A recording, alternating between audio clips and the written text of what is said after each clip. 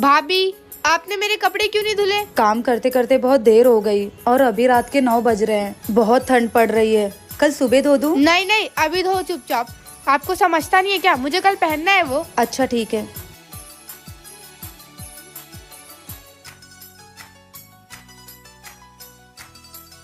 सिमरनिया, अब क्या हुआ अम्मा? एक बात बता, तेरी भाभी किसी के घर की बेटी नहीं है का? वो सब मुझे नहीं पता अम्मा, वो इस घर की बहू है, ये मुझे पता है। तुझे तो ठंडी लग रही है, तूने तो ये स्वेटर वेटर बांध रखे हैं और उस औरत को ठंडी नहीं लग रही है। वो लड़की जाके 9 बजे रात को तेरा कपड़ा धो रही है, शर्म आती है तुझे? अम्मा, ये उसका ससुराल है, इस घर में काम ही करने के लिए आई है वो। बहुत सही सीख रही हो। जब तुम भी किसी के घर की बहू बन के जाओगी ना, तो तुम्हारी ननद तुम्हारे साथ ऐसा करेंगी ना, तब समझ आएगा तुमको। अरे अम्मा, और आज के बाद अपना काम तुम खुद करोगी। कुछ नहीं करूँगी मैं। जा इधर से अब। क्या हुआ माँ? छोटा कहाँ चला गया? इसी से ही पूछ, इसी से तो लड़के गए हैं। सारे फसाद की जड़ ही यही है। अब फोन भी नहीं लग रहा उसका। हाँ हाँ, लगा दो मुझे पे सब इल्जाम। ससुराल में बहू ही तो सॉफ्ट टारगेट होती है ना। कोई पूछे घर क्यों टूटा तो बहू ने तोड़ा, कोई पूछे घर में कलेश क्यों हुआ तो बहू की वजह से हुआ। जो इंसान पहले से ही अकेला है, सारा इल्जाम उसी पे लगा दो, क्योंकि आप सब तो एक ही फैमिली के मेंबर हो ना। आप सबकी तो सहमति होगी। और अकेली तो बहू है, बहू तो बाहर से आई है, उसकी साइड कौन लेगा? और गलती से अगर बहू ने कभी अपनी साइड ले भी ले तो बहू तो मुंह फट है, बहू तो जवाब देती है, बहू तो बदतमीज है। ससुराल में बहू की साइड कोई नहीं लेता। जिन बड़ों को बहू को अपनेपन का एहसास दिलाना चाहिए, वही बड़े बहू को विलन बना देते हैं, जैसे आज आपके सामने बना दिया भैया। गलत नहीं होती है, इल्जाम लगाने से पहले एक बार सच्चाई जान ले। बहू, अभी तक खाना नहीं बना? माँ जी, मेरा हाथ जल गया। हाँ तो खाना बनाने में सबका थोड़ा बहुत हाथ जल जाता है। मुझको दवा खानी है, जा जल्दी खाना बना। बहू, 3 दिन के मैले कपड़े रखे हैं, धोए क्यों नहीं? माँ जी, मेरा हाथ ज्यादा जल गया है। डॉक्टर 3-4 दिन तक साबुन पानी छूने से मना किए हैं। ज्यादा ड्रामा ना कर, जल्दी धो जा करके। माँ, अरे बेटा, काफी दिनों के बाद आई, कैसी है? माँ, क्या बताऊँ मैं, मेरी सास मुझे बहुत तंग करती है। कितनी जालिम है तेरी सास, उसको जरा समझ नहीं आता है कि तू भी किसी की बेटी है। माँ जी, काश आप भी मुझे किसी की बेटी समझी होती। बेटी छोड़िए, आप तो मुझे इंसान तक नहीं समझी। दीदी, आपकी माँ को जितना आपके लिए बुरा लग रहा है, उतना अगर मेरे लिए लगा होता तो मेरे हाथों में बस नहीं बनती। माँ, मुझे आपसे ये उम्मीद नहीं थी। जैसा आप यहाँ भाभी के साथ कर रही हैं, वैसे ही मेरे ससुराल में मेरे साथ हो रहा है। दूसरों के बेटी को उतना ही तकलीफ दे जितना कि खुद के बेटी के लिए सह। बेटा, तेरी भाभी मुझे घर से निकालने, इस उम्र में मैं कहाँ जाऊँ? क्या माँ, भाभी की इतनी हिम्मत? रुको, मैं अभी आती हूँ आपके पास। मम्मी, कहाँ है भाभी? भाभी, भाभी!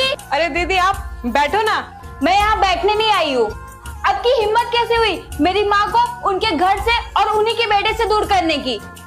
और आपने ये सोच भी कैसे लिया कि वो इस उम्र में कहीं और रहेगी?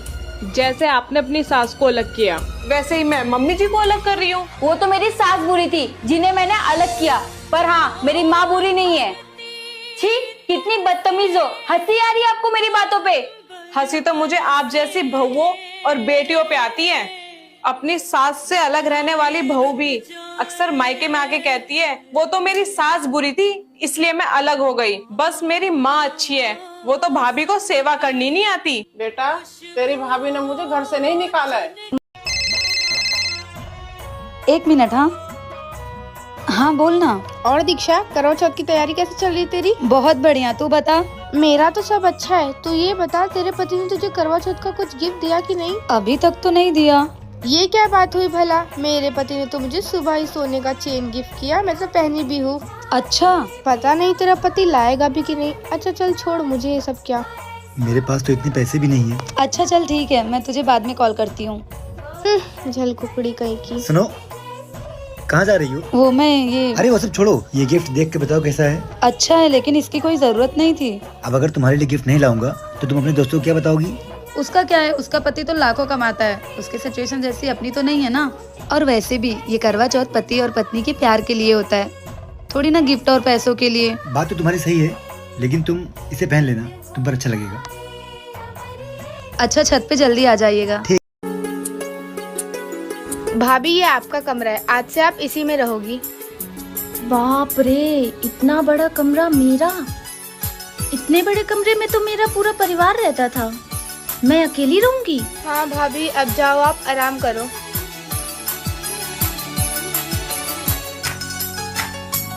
अरे तुम सो रही हो क्या? हाँ, वो ननद जी ने बोला था कि आराम करो तो मैं सो गई। उठ के बैठ जाओ, लोगों का आना जाना लगा रहेगा अभी। ठीक है, आप बोलते हो तो मैं बैठी रहती हूँ। सुनो ना, पानी कहाँ मिलेगा? मुझे ना बहुत प्यास लगी है। तुम रुको, मैं लेके आता हूँ। ठीक है, थोड़ा जल्दी लाना।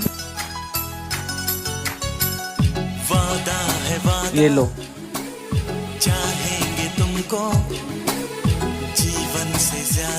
अब जाके तनिक थोड़ा कलेजों को ठंडक मिली है। शुक्रिया। देवरानी जी, तुम्हें प्यास लगी थी ना? ये लो पानी।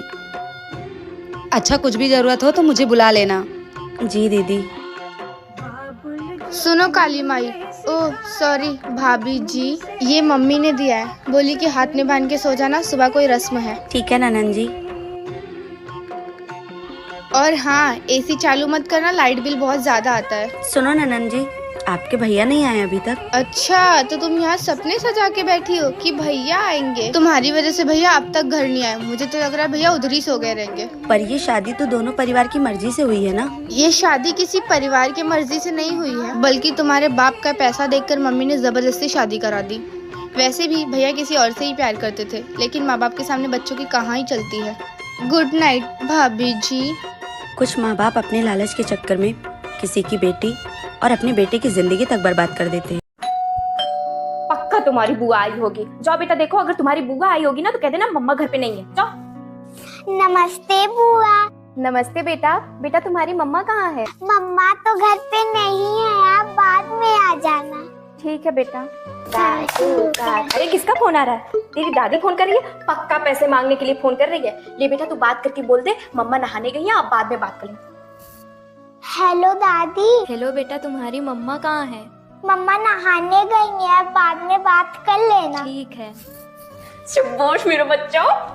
अरे मेरे पर्स में से पैसे किसने निकाला? जरूर पंछी ने निकाला होगा। अभी बता पंछी, तुमने मेरे पर्स से पैसे निकाले? नहीं मम्मा, मैंने नहीं निकाला। क्यों मार रही हो उसे? माँ देख रही हो चोरी करके कैसे झूठ बोल रही है। झूठ बोलना तो उसे तूने ही सिखाया है। जैसा सिखाओगी वैसा ही ना पाओगी। बच्चों की पहली शिक्षा घर से ही शुरू। एक मिनट। हाँ बोलना। और दीक्षा, करवा चौथ की तैयारी कैसे चल रही तेरी? बहुत बढ़िया, तू बता। मेरा तो सब अच्छा है। तू ये बता, तेरे पति ने तुझे करवा चौथ का कुछ गिफ्ट दिया कि नहीं? अभी तक तो नहीं दिया।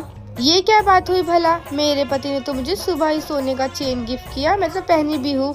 अच्छा, पता नहीं तेरा पति लाएगा भी कि नहीं। अच्छा चल छोड़, मुझे ये सब क्या। मेरे पास तो इतने पैसे भी नहीं है। अच्छा चल ठीक है, मैं तुझे बाद में कॉल करती हूँ।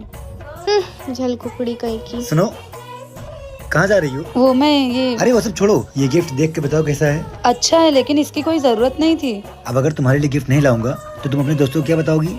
उसका क्या है, उसका पति तो लाखों कमाता है। उसकी सिचुएशन जैसी अपनी तो नहीं है ना। और वैसे भी ये करवा चौथ पति और पत्नी के प्यार के लिए होता है, थोड़ी ना गिफ्ट और पैसों के लिए। बात तो तुम्हारी सही है, लेकिन तुम इसे पहन लेना, तुम पर अच्छा लगेगा। अच्छा, छत पे जल्दी आ जाइएगा।